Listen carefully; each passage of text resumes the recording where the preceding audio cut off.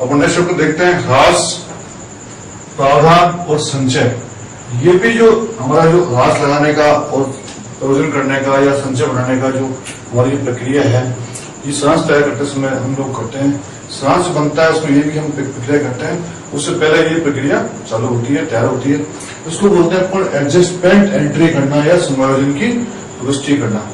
हमने सब लेखांकन कार्य कर लिया, लेखांकन कार्य करने के बाद में जो उसमें सुविधा थी उसको अपन ठीक कर ली, और ठीक करने के बाद अब उसमें हम देखेंगे कौन कौन से हमको प्रोविजन करने हैं, कौन कौन से ह्रास घटाने हैं, कौन कौन से खर्चों के लिए हम प्रावधान करेंगे। इस तरह की बात, इस तरह की जो अपन कार्रवाई करते हैं उसको बोलते हैं अपन ह्रास, प्रावधान और संचय करना।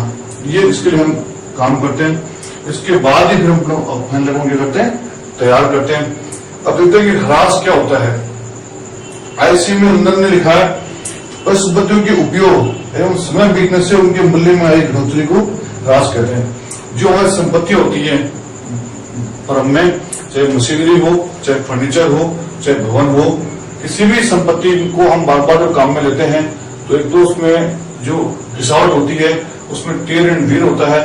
दूसरा उसको समय के हिसाब से उसमें उसकी जो क्वालिटी है, उसकी जो मूल्य है, उस मूल्य में क्या आती है, कमी आती है। क्योंकि हर एक चीज की एक लाइफ होती है। लकड़ी की एक लाइफ होती है, उसके बाद एक लाइफ के बाद लकड़ी की होती है, टाइम बाद में लकड़ी खराब होने चालू होती है। ऐसे हर चीज का, बिल्डिंग का एक लाइफ होती है। एक समय के बाद में बिल्डिंग का जो स्ट्रक्चर है, जो बिल्डिंग का जो काम है, वो भी क्या होता है, हमारा खराब होने लगता है। तो एक समय के बाद में किस संपत्ति के मूल्य में गिरावट आती है। समय के बाद में ये उपयोग करते करते कुछ संपत्ति मूल्य में क्या आती है, गिरावट आती है, उसको हम ह्रास कहते हैं।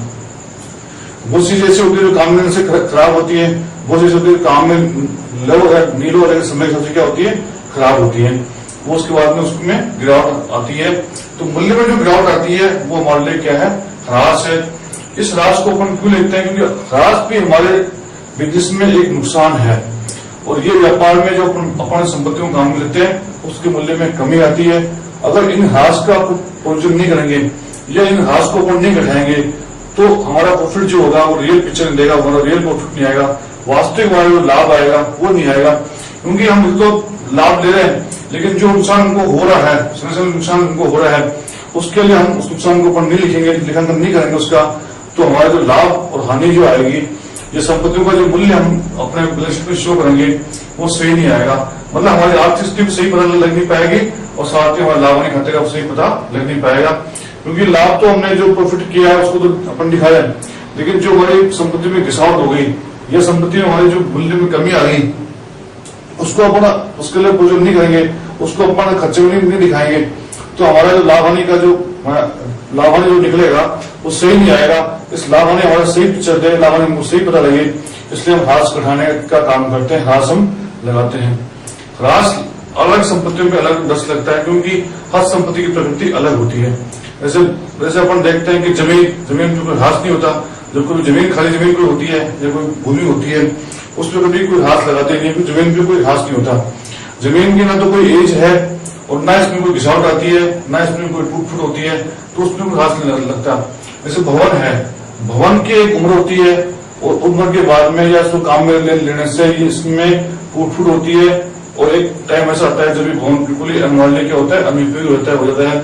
क्योंकि हर चीज की अपनी लाइफ होती है, तो उसमें अपन क्या लगाते हैं, ह्रास लगाते हैं। लेकिन भवन धीरे धीरे खराब होता है तो उसमें ह्रास की रेट आती है, वो कम, उसको कम रेट से अपन लगाते हैं। ऐसे हमारा फर्नीचर